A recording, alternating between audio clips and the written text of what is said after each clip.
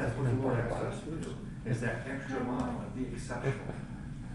Yeah, and that's why I appreciate the fact that I live here in Las Vegas, and Tony and I, we could leave for a year. And I could be gone from this city for a year and have total peace of mind and not worry one iota about my house.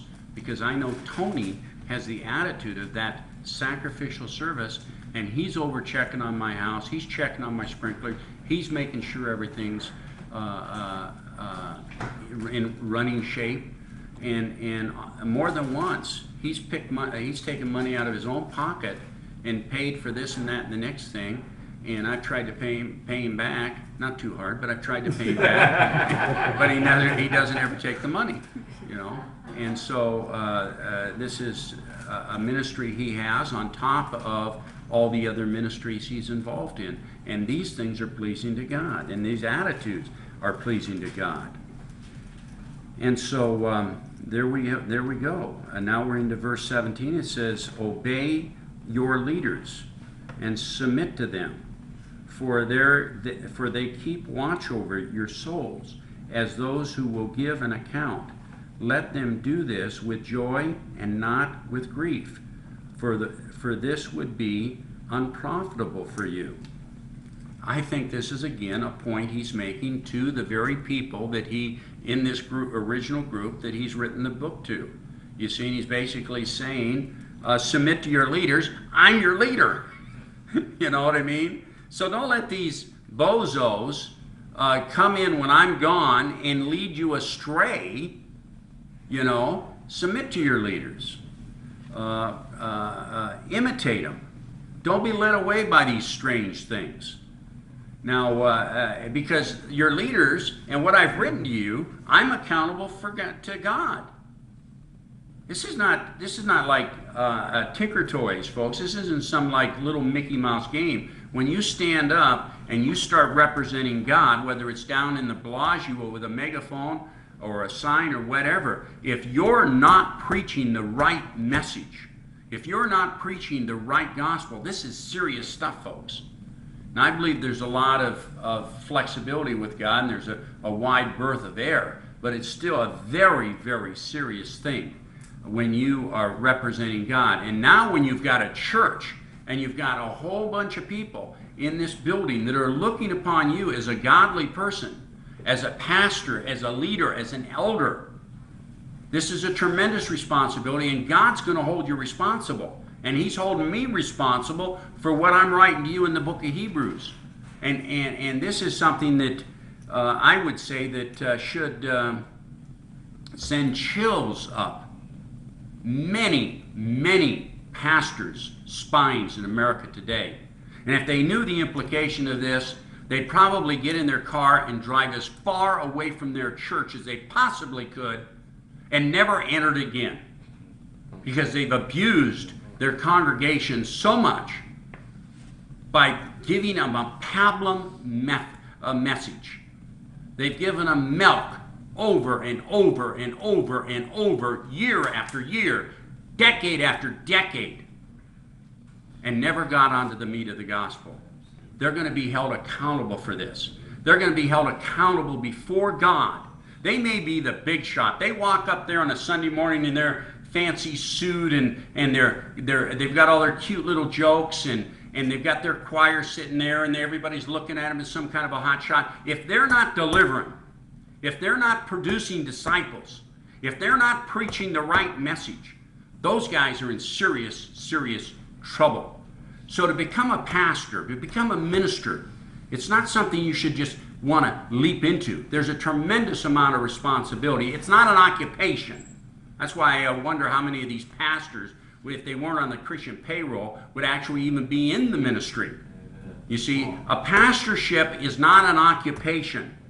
It's not something we look at in order to get into this so that we can pay the bills. It is something that is far, far serious and far eternal implications. And if you're in there just like one pastor I met one time, he was a pastor of a big church, and I was sitting in the sauna with my sauna ministry, and I was talking to him, and I said, what are your goals within Christianity? Now, he had a church I'd love to pastor, big church. I'd love to pastor a big church like what he had. I says, what's God's doing in your life? What are you looking for as far as God working in your life? He looks at me and he says, my biggest hope is in just a couple years I can retire and just be out of all this. You see, I mean, this is unbelievable. And he has all these people in his congregation for all these years that look up to him, and he's just basically going. He knows he shouldn't be in the ministry, but he's doing it so he gets a paycheck. And now he reaches this age and he gets on Social Security and gets their retirement package for him, and now he can step out of the ministry and start living like a unbeliever, I guess, or whatever. I don't know what he had in mind, but it certainly shocked me that he'd say such a thing. And so the ministry is a tremendous responsibility, and you are accountable to God someday, and it's to be taken extremely serious. And if you got a church full of people and you don't know, and your people, if I were to come into your church and I were to ask them to give them a little test on the attributes of God, and they weren't able to come up with them, I were to ask them the central message of 1 Corinthians 13, and they can't tell me what's the central message of the book of Galatians. They can't tell me, and on it goes. And they don't know hardly anything about the Bible, but they do know how to sing Amazing Grace and raise their hands to Jesus. You've fallen way short, my friend, and you shouldn't even be in the ministry. And that's my position, and it's extremely dogmatic. And we're suffering from far too many nice guys, real nice guys, that should not be in the pulpit at all. How many times do you have to hear the same message over and over and over and over again, like a cow chewing its cud, before you get up out of the pew and concerned enough about your fellow man that you're going to go talk to him about Jesus? You know, I mean, if you're not producing disciples that have a desire to go out and talk to people about Jesus, in my opinion, you don't have much of a church at all. Now, I'm not saying that you can't have some senior citizens and some. Keep in mind, John was 90 and he was exiled to the island of Patmos because he was such a fireball zealot for Jesus, even at age 90. But nonetheless, I realize you have people with infirmities and you have children that can't. But I'm talking about the bulk of your congregation. The bulk of your congregation, if they're not being activists for Jesus, you're in big trouble, buddy, and you ought to be out of the ministry. So anyway, that's my 2 cents on that. Thank you. And so then in verse 18, what did you say, Walt? Very good. Then in verse 18 it says, pray for us, for we are sure that we have a good conscience, desiring to conduct ourselves honorable in all things. So now this is just another, in my opinion, this is just another argument that he's using.